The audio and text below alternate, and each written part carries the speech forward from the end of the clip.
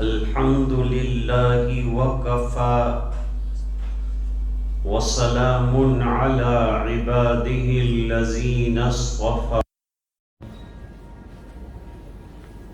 خصوصا على أفضلهم وخاتم النبيين محمد الأمين وعلى آله وصحبه أجمعين أما بعد أعوذ بالله من الشيطان الرجيم بسم الله الرحمن الرحيم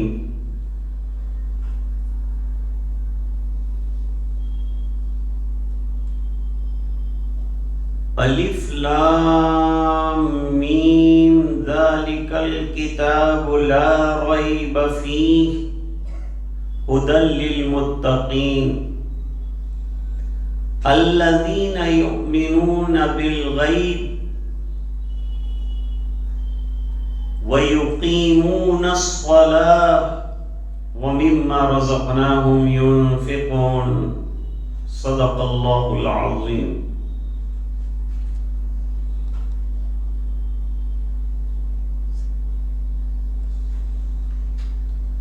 قرآن کریم میں جو بڑی برکت والی کتاب ہے اور اللہ کا کلام ہے،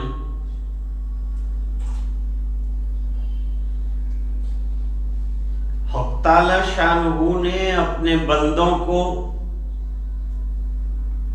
اور اپنے ماننے والوں کو دین کی راہ پر چلنے، قرآن کریم پر عمل کرنے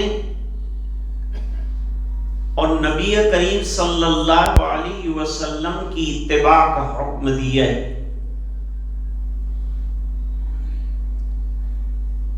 جگہ جگہ قرآن کریم میں تقوی کا حکم آتا ہے، اتقوا اللہ، اللہ سے ڈرو۔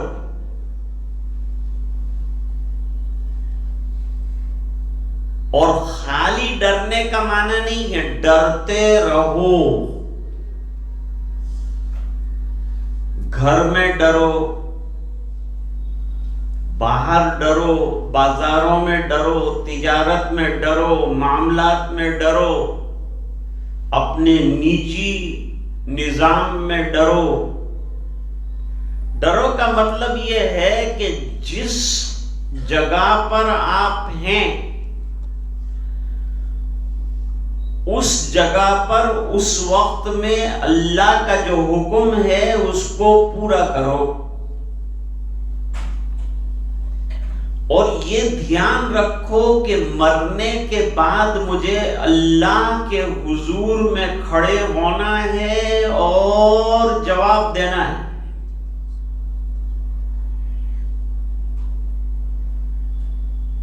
اس تڑپ اور فکر کے ساتھ زندگی کا گزارنا، یہ تقوی ہے، یہ اللہ کا ڈر ہے۔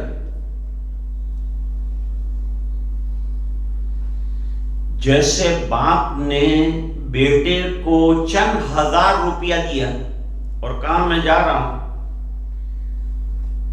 آ کر تجھ سے اس کا حساب لوں گا، تو غیور بیٹا ہوگا تو ایک ایک پیسے کا حساب رکھے گا کہ ابا جان آ کر مجھ سے جو ہے حساب مانگیں گے تو میں کیا حساب دوں گا۔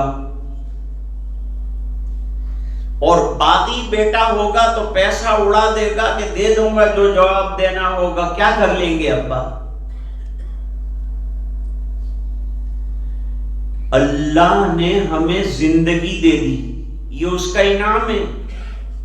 ہم نے تو مانگی نہیں تھی زندگی، اللہ نے اپنے فضل سے عنایت فرمائی۔ زندگی دینے کے بعد اللہ تعالیٰ نے دنیا میں انعامات کا ایک لمبا سلسلہ رکھا۔ زمین بچھائی، آسمان دیا، ستارے دیے، آفتاب کی روشنی دی، چاند کا چاندنا دیا، بارش دیا، کھیتیاں دی، زراعت دی، جانور دیے، پھل دیے، پھول دیے، پانی دیا، ندیاں عطا فرمائی، سمندر دیے، تجارتیں دی، زندگی جینے کے بہت سے وسائل اللہ تعالیٰ نے پھیلا دیے.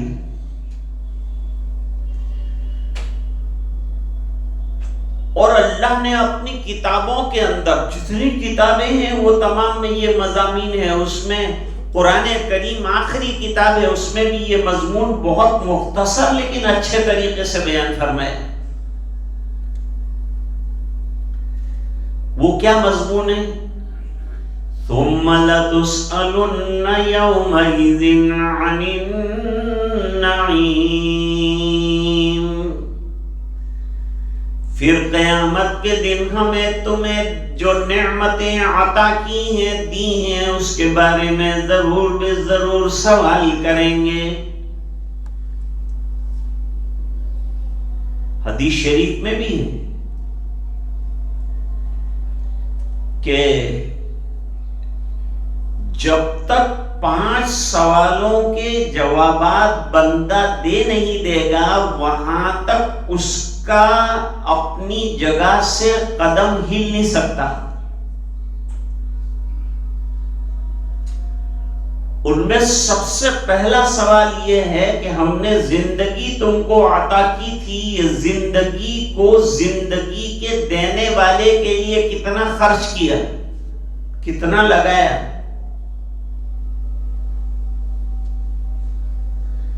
پھر سوال ہوگا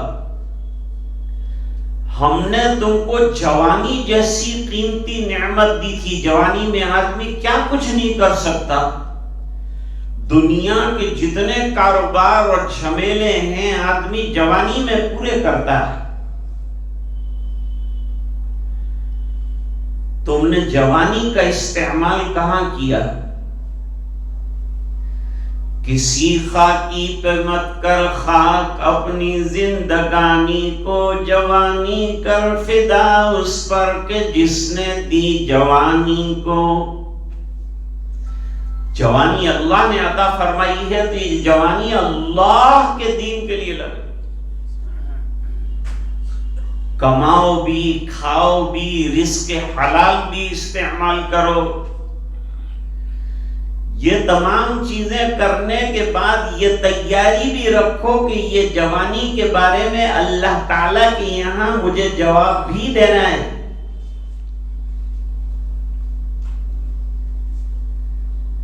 یہ مال جو بے دریغ ہم خرچ کرتے ہیں، آتا ہے اور جاتا ہے تو پوچھا جائے گا آیا کہاں سے، گیا کہاں، کس طرح سے کمایا تم نے مال کو اور کس طرح سے اس کو استعمال کیا. یہ مال ہماری نعمت تھی، ہم نے دی تھی. تم دنیا میں آئے تھے تو مال لے کے نہیں آئے تھے، پھر ہم نے دیا تم کو مال.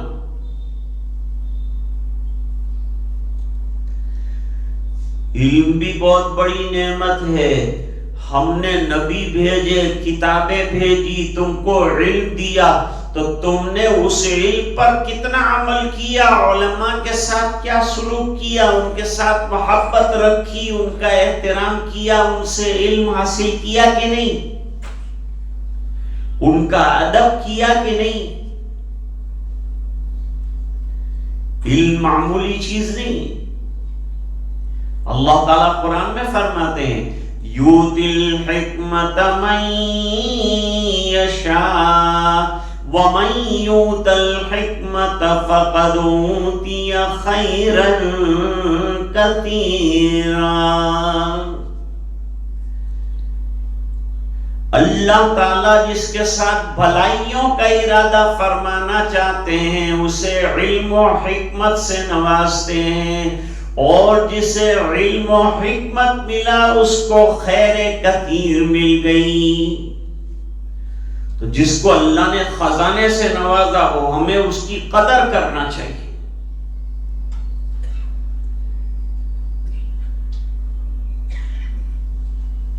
دوسری جگہ حدیث شریف میں بڑی عجیب بات فرمائی، من یرید اللہ بہ خیرا یفقہہ فی الدین، اللہ تعالیٰ جس کے ساتھ بھلائی کا ارادہ فرماتے ہیں اس کو دین کی گہری سمجھ عطا فرماتے ہیں۔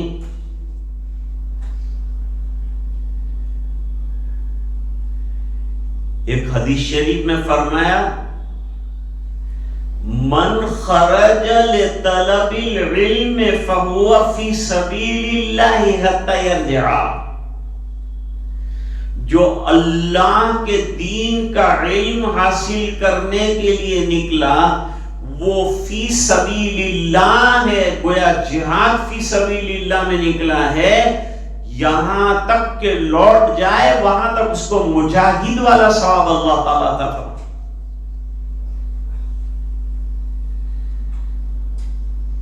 اللہ تعالیٰ نے جسم کے اندر جو اعضاء بنائے ہیں 3 قسم کے، ایک تو مزدور قسم کے اعضاء ہے، وہ نیچے ہیں، ہاتھ ہے، پیر ہے، مزدور اعضاء ہے، اور ایک اعضاء دولی ہے جس کے اندر سب نعمتیں اور جب چیزیں جمع ہیں، جیسے معدہ ہے، کلیجہ ہے، تلی ہے، پھیپھڑا ہے، یہ اور ایک اعضاء ہیں علمی، دولی والوں کو چھپا کے رکھا ہے، جس نے یہ بتایا کہ دولت چھپانے کی چیز ہے، بہت شو آف کرنے کی ضرورت نہیں ہے دولت کا۔ مزدور اعضاء کو جیسا دل دماغ حکم دیتا ہے ایسا وہ کام کرتے ہیں، وہ مزدور ہیں۔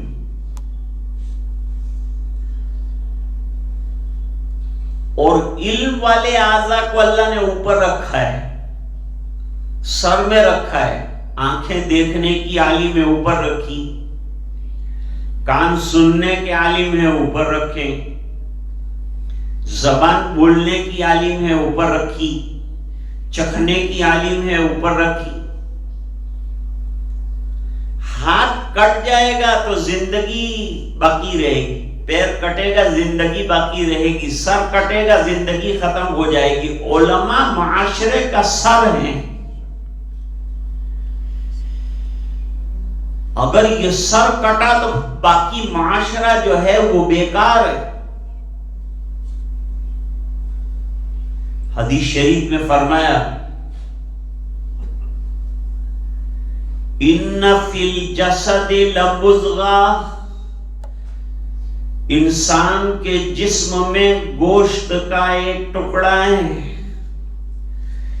اذا صلحت صلح الجسد کلہ، جب وہ درست ہوتا ہے تو تمام جسم درست ہوتا ہے، وَإِذَا فَسَدَتْ فَسَدَ الْجَسَدُ كُلُّهُ، اور جب وہ بگڑتا ہے پورا جسم بگڑ جاتا ہے۔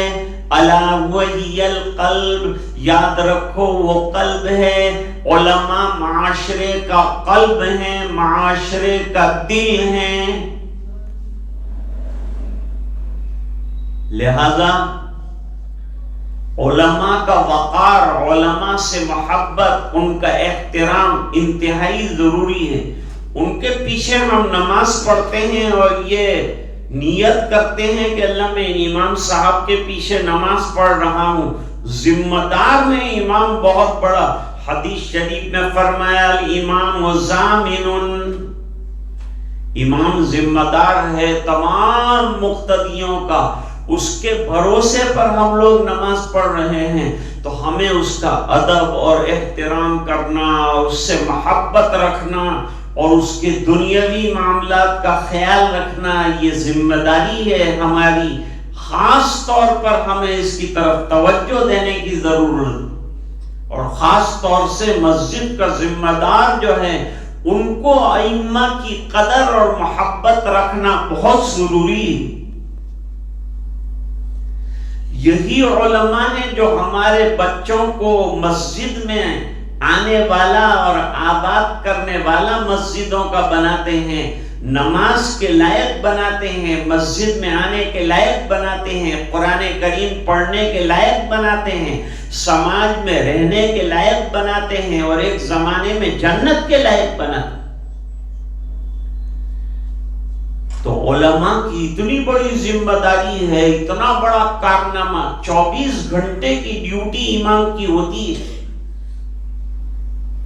ہم لوگ تو صبح میں سوئے پڑے رہتے ہیں، لیکن امام بیچارہ آ کر وقت پر نماز پڑھاتا ہے، ذمہ داری کا خیال رکھتا ہے کہ مجھے تمام لوگوں کو نماز پڑھانا ہے۔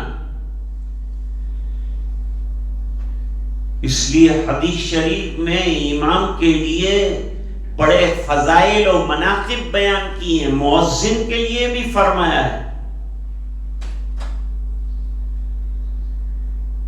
تو عرض کر رہا تھا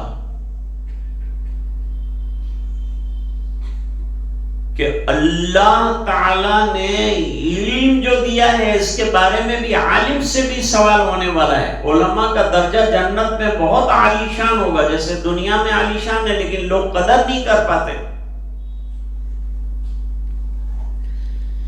لیکن کل دیکھیں کہ جنت میں یہ تو نور کے ممبروں پر بیٹھے ہیں، تو دیکھ کر حیران ہو جائیں گے،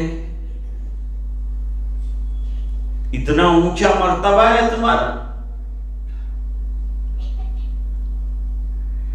علماء کو ورثۃ الانبیاء قرار دیا، جبکہ علماء وہ تمام کام کر رہے ہوں جو حضرات انبیاء علیہم السلام نے ذمہ داریوں کے طور پر پورا کیا ہے، وہ تمام نائب بن کر یہ علماء کرتے ہیں، تو ان کا درجہ کتنا اونچا ہوا، ورثۃ الانبیاء قرار دیا۔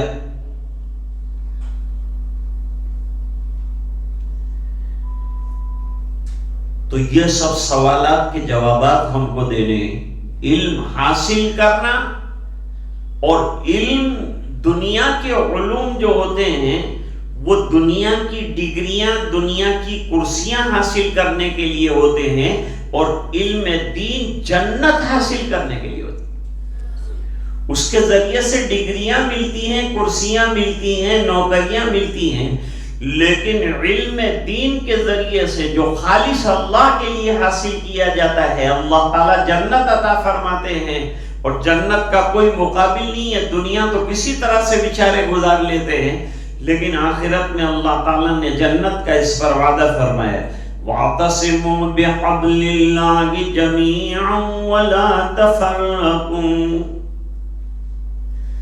تو قرآن کریم میں جگہ جگہ تقوی کا تذکرہ فرمایا، اللہ سے ڈر کر زندگی گزارو، پہچانو اس کو، اس کی معرفت حاصل کرو اور زندگی گزارو، اور یہ یقین رکھو کہ مرنا ہے، اور مرنے کے بعد اللہ کے حضور میں ہمیں جواب دینا ہے۔ یہ جواب دہی کا خیال ہی انسان کو نیکیوں کی طرف لے جاتا ہے، اور یہ جواب دہی کا خیال ہی انسان کو گناہوں سے بچاتا ہے۔ حدیث شریف میں ایک نوجوان کا واقعہ ذکر کیا، کئی لوگوں کو حق تعالی شان جو ہے عرش کے سائے میں جگہ عطا فرمانے والے ہیں، اپنی رحمت مخصوصہ میں جگہ عطا فرمانے والے ہیں۔ اس کی تعداد تو 40 سے بھی زیادہ ہے، لیکن 6-7 کا بطور مثال کے حدیثوں میں ذکر ہے۔ ان میں سے ایک وہ نوجوان ہے جو نیک صالح ہے۔ نوجوان ہونا بڑی نعمت ہے، جوانی میں آدمی جو چاہے کر سکتا ہے، اللہ نے طاقت دی ہے، قوت دی ہے، قدرت دی ہے، سب کام کر سکتا ہے۔ تہجد میں اس کے لیے اٹھنا آسان، نماز میں اس کے لیے آنا آسان، نوافل پڑھنا اس کے لیے آسان، کمانا اس کے لیے آسان، اللہ کے راستے میں خرچ کرنا اس کے لیے آسان۔ اللہ نے اس کو بڑی ہمت اور حوصلہ عطا فرمایا۔ یہ ہمت اور حوصلے کا استعمال اچھے کاموں کے اندر کرنا، دنیا میں بھی ترقی کرو، آگے سے آگے بڑھو، اور دین کے اندر بھی ترقی کرو، آگے بڑھو۔ نوجوان بیچارے پوچھتے ہیں کہ مولانا ہم جم جائیں؟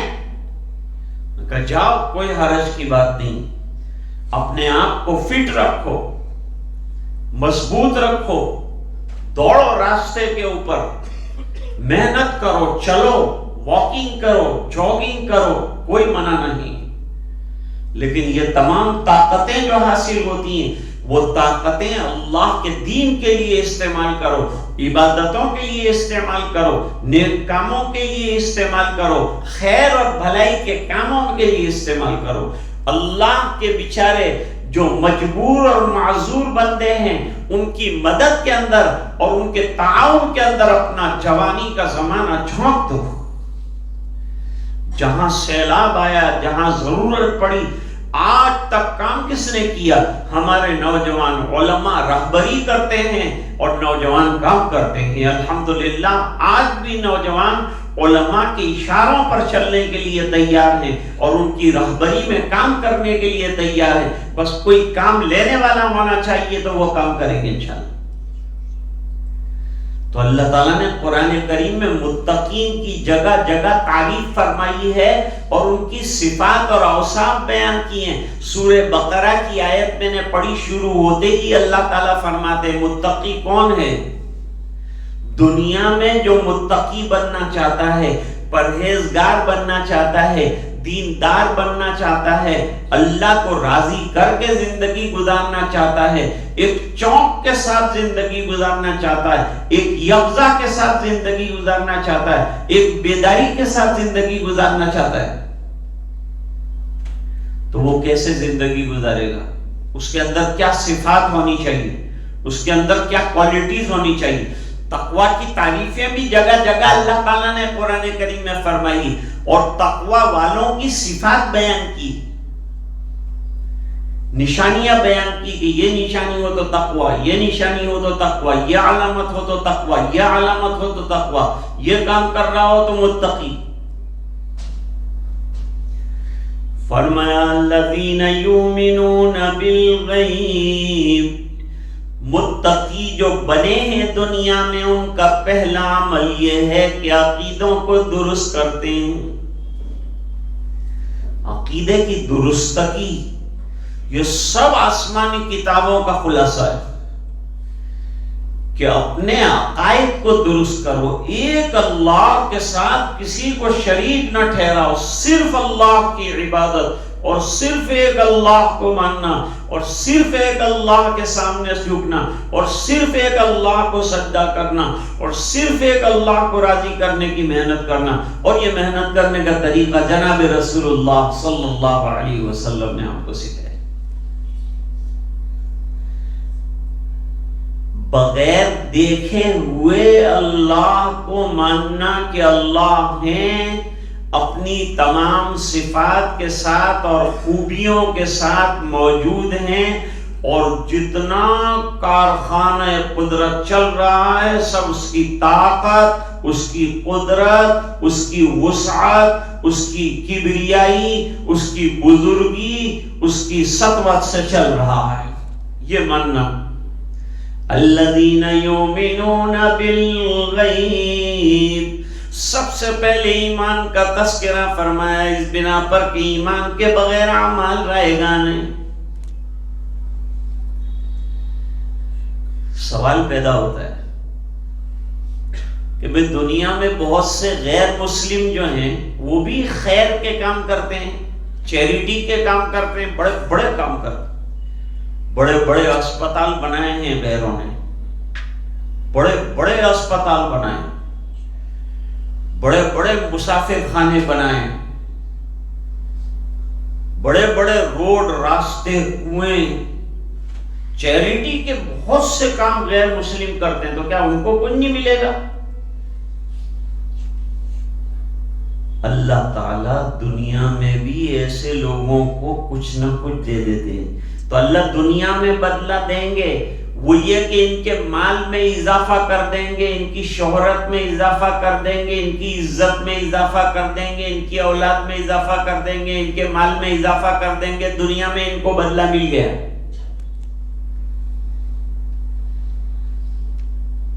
لیکن آخرت میں اس پر کچھ بھی نہیں ملے گا۔ حکیم ابن حزام رضی اللہ تعالیٰ عنہ فتح مکہ کے موقع پر مسلمان ہوئے ہیں.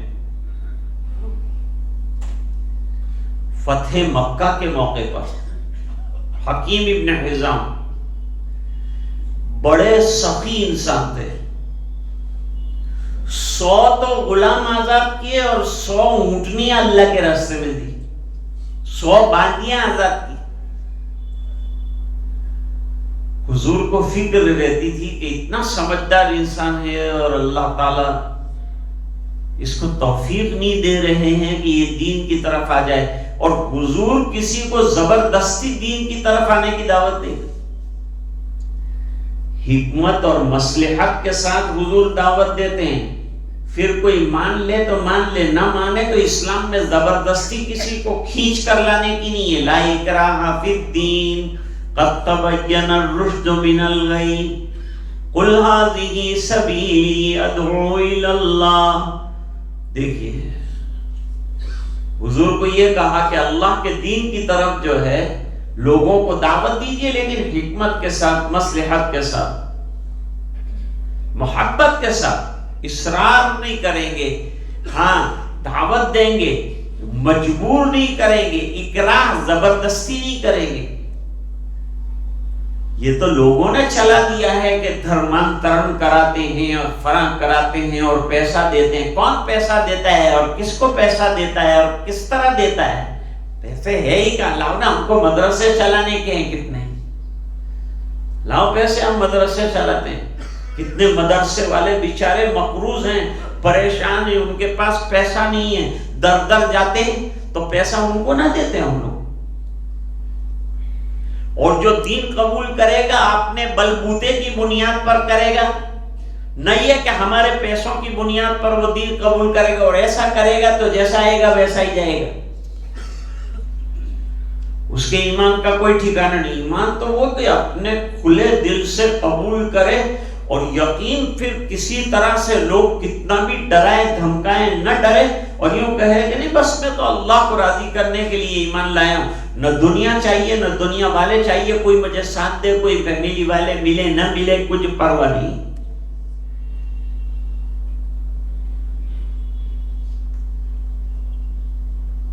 تو حکیم ابن حزام ایمان لے آئے, بہت خوشی ہوئی حضور پاک صلی اللہ علیہ وسلم. چلو انہوں نے عقل کا آخر میں تو استعمال کیا. عقل اپیل کرتی ہے اسلام قبول کرنے. عقل کا تقاضا یہ ہے کہ دین فطرت کو قبول کیا جائے. بچہ پیدا ہوتا ہے تو دین فطرت پر پیدا ہوتا ہے, لہذا جب سمجھ آئے تو پہلا کام یہ ہے کہ وہ دین قبول کر لے کہ کائنات کا کوئی بنانے والا ہے اور سرجنہار ہے, پالنہار ہے, اور مجھے اس کا محکوم بن کر زندگی گزارنا. اس کا نام ایمان ہے, اور اس کے لیے ہم کو کلمہ دیا ہے لا الہ الا اللہ واشہد ان محمدا عبدہ ورسولہ. حکیم ابن حزام رضی اللہ تعالیٰ عنہ نے دین قبول کر لیا, ایمان قبول کر لیا. اب حضور پاک صلی اللہ علیہ وسلم سے سوال کیا کہ حضور میں نے زمانے جاہلیت میں بڑی سخاوتیں کی, بہت خرچ کیا, غلاموں کو آزاد کیا, باندیوں کو آزاد کیا, اونٹ دی اللہ کے راستے میں, اونٹنیاں دی, بکریاں دی, کچھ ملے گا مجھے؟ حضور نے بڑا حکیمانہ جواب دیا. کیا جواب دیا حضور نے؟ یہ نہیں کہا کہ نہیں ملے گا, اور یہ بھی نہیں کہا کہ ملے گا, بلکہ یوں فرمایا اسلمت علی ما سلفک من خیر, یہ اسلام کی جو دولت تجھے عطا ہوئی یہ سب تیرے خیر کے کاموں کا نتیجہ ہے. اللہ نے بدلے میں تجھے دولت ایمان سے نواز دیا, تو نے دولتیں لٹائی تھی, اللہ کو پسند آ گیا تو اللہ نے تجھے توفیق اسلام عطا فرما دی, توفیق دین دے دی. اب تیرا کامیاب راستہ ہو گیا, اب جنت کا راستہ تیرے لیے تیار ہو گیا, اب ہمیشہ کی جنت تیرا مقدر بن گیا. جواب کتنا حکیمانہ ہے. یہ ہے حضور پاک صلی اللہ علیہ وسلم کی حکمت. تو ایمان بالغیب پہلی چیز. حضرت علی فرماتے ہیں جنت سامنے آ جائے اور اس کی نعمتیں میں دیکھ لوں تب بھی میرے ایمان میں اضافہ نہیں ہو. کیوں؟ اس لیے کہ بغیر دیکھے ہوئے میرے آقا نے جو فرمایا اس کو اتنا میں مانتا ہوں جتنا کہ کوئی دیکھ کر مانے. اس طرح سے میں مانتا ہوں. اس کو ایمان بالغیب کہتے ہیں. دوسرے نمبر پر حضرت مولانا الیاس صاحب رحمت اللہ علیہ نے بھی پہلے نمبر پر لا الہ الا اللہ کلمہ طیبہ یعنی عقیدے کو رکھا ہے، اور دوسرے نمبر پر مولانا الیاس صاحب رحمت اللہ علیہ نے نماز کو رکھا ہے. نماز پریکٹیکل ہے، پریکٹیکل، اور کلمہ تھیوری ہے. کوئی کہے کہ کلمے کا پریکٹیکل بتاؤ، نماز پڑھ لیجئے. کوئی کہے نماز کی تھیوری بتاؤ تو کہنا اشہد ان لا الہ الا اللہ واشہد ان محمدا عبدہ ورسولہ. اب اس کی تفصیل چاہیے آپ کو تو بعد میں ملو، میں سمجھاتا ہوں. بہرحال نماز بڑی اہم عبادت ہے. میں نے چند روز پہلے کہا تھا نماز کا اہتمام، نماز کی ادائیگی، نماز کی حفاظت، نماز کے قائم کرنے کے سلسلے میں حدیث کے ذخیرے کو اٹھانے سے پتہ چلتا ہے کہ تقریباً 2000 حدیثوں میں اس کا تذکرہ ہے. 2000 حدیثوں میں نماز کے سلسلے میں تذکرہ.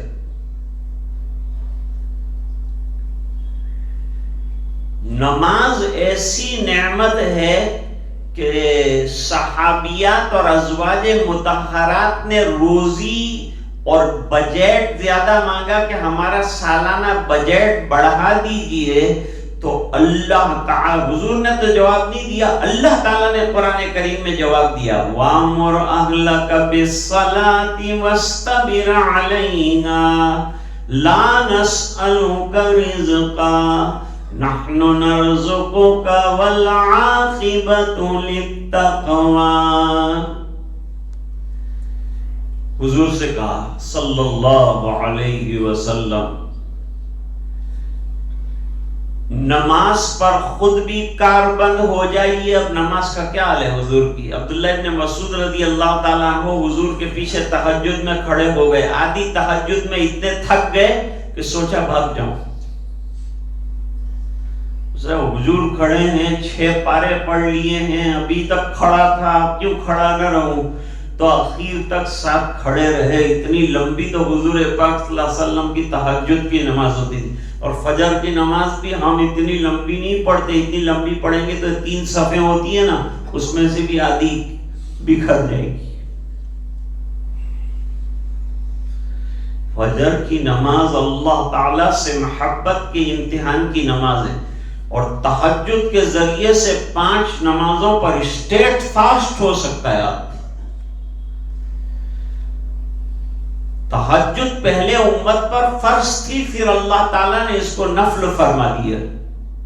شروع میں یہ فرض تھی، اور حضور نے تو کل فرض اس کو اپنے اوپر رکھا ہے. اگر رات کو نہیں پڑھ پائے تو دن کو کبھی چھوڑی بھی ہے. حضور پاک صلی اللہ علیہ وسلم نے 2-3 مقامات ایسے ہیں جب تہجد کی نماز نہیں پڑھی، وہ بھی مصلحتاً اور حکمتاً نہیں پڑھی.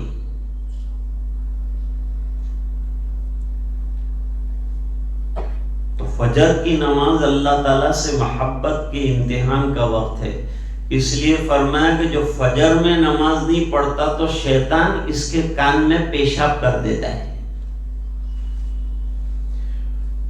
اور جو تہجد نہیں پڑھتا، عشاء نہیں پڑھتا اور پڑھا سوتا رہتا ہے. آج کل نوجوان 2 بجے تک، رات کو 3 بجے تک جو ہے موبائل پر گیم کھیلتے رہتے ہیں، فضول اپنا وقت ضائع کرتے ہیں. مجھے موبائل میں گیم کہاں ہے وہ معلوم ہی نہیں ہے کیا چیز یہ گیم، وہی پتہ نہیں. ابھی ساتھیوں کو میں نے پوچھا تو ہوتے کہتے ہیں یوں اپ ڈاؤن کرنا پڑے گا، یوں لوڈ کرنا پڑے گا، یوں اپ کرنا پڑے گا، یوں کرنا پڑے گا. مگر اس کا کہاں ٹائم ہے ہمارے پاس؟ اتنا ٹائم ملے تو ہم اتنا قرآن نہ پڑھ ڈالیں. 2 بجے تک قرآن پڑھیں گے کتنا اجر اللہ تعالیٰ عطا فرمائیں گے. کچھ دین کا کام کرو. تہجد کا وقت ہے، 12 بجے کے بعد سے تہجد کا وقت شروع ہو جاتا ہے. چند رکعتیں پڑھو، اللہ تعالیٰ سے لو. اللہ تعالیٰ اعلان کرتے ہیں اس وقت میں، اور میں وہ واقعہ بیان کرنا بھول جاؤں گا، چلتے چلتے اس کو بیان کروں. 7 قسم کے لوگوں کو عرش کے سائے میں اللہ تعالیٰ رکھنے والے ہیں. ان میں سے ایک نوجوان ہے. نوجوانی بہت قیمتی دولت ہے.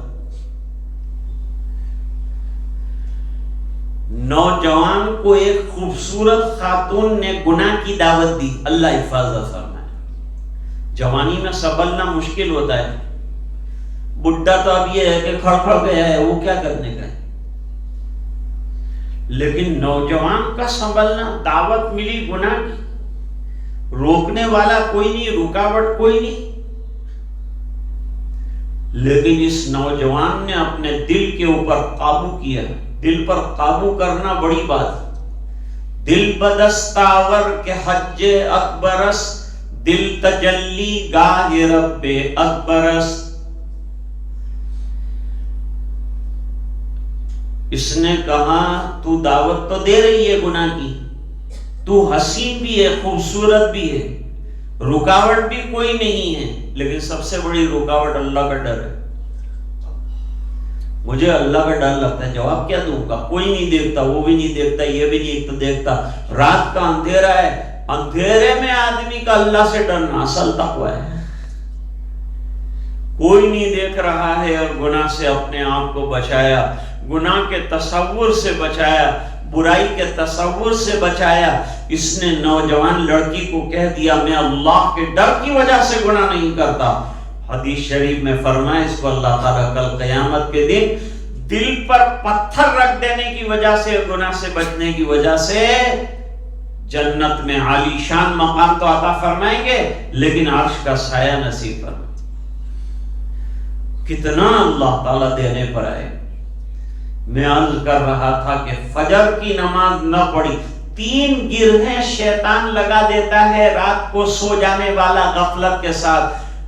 3 گرہیں لگا کر شیطان کہتا ہے سو جا بیٹا، آرام سے سو جا، تیرے کو ٹینشن لینے کی ضرورت نہیں. دنیا خالی خالی ٹینشن لیتی، تیرے کو ٹینشن نہیں لینے کا ہے. میں نے تیرے کو 3 گانٹھیں لگائی ہے، کہے گا ٹینشن لیتا. لیکن جب یہ اللہ کا بندہ صبح کی اذان پر بیدار ہوتا ہے تو ایک گرہ تو خود بخود کھل جاتی ہے. جیسے ہی اٹھا کے گرہ کھل گئی. علاج بھی بتایا نبی نے. گرہ لگی ہے، اب اس کو کھولنا کیسے؟ ہم کو تو نظر آتی نہیں ہے، میرے نبی کو نظر آئی. نمبر 2،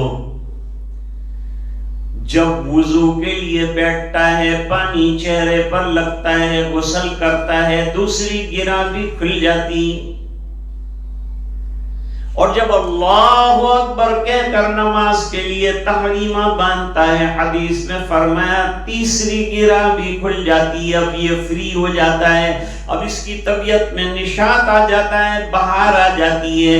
اب یہ فجر کے بعد تلاوت کرے گا، اب یہ عبادت کرے گا، اب یہ اذکار کرے گا. جلدی تیار ہو کر بشاشت آ گئی، کتابوں کا مطالعہ کرے گا. اس کے دماغ کو اللہ نے کھول دیا، اس کے دل کو اللہ نے کھول دیا، اس کے روزی کے دروازوں کو اللہ نے کھول دیا. تو عرض کر رہا تھا کہ آج جو ہے امت مسلمہ کے لیے بڑا اہم مرحلہ جو ہے نمازوں کی پابندی. دوسرے بہت مسائل ہیں اور ان کے حل بتانے والے بتاتے ہیں. آج سب سے بڑا مسئلہ ہے کہ 100% ہم نماز پڑھنے والے بن جائیں اور 100% مسجد میں آنے والے بن جائیں اور 100% اللہ کے دربار میں رونے والے، ہاتھ اٹھا کر مانگنے والے بن جائیں. اللہ تعالی ہمارے مسائل کو حل فرمائیں گے. وآخر دعوانا الحمدللہ.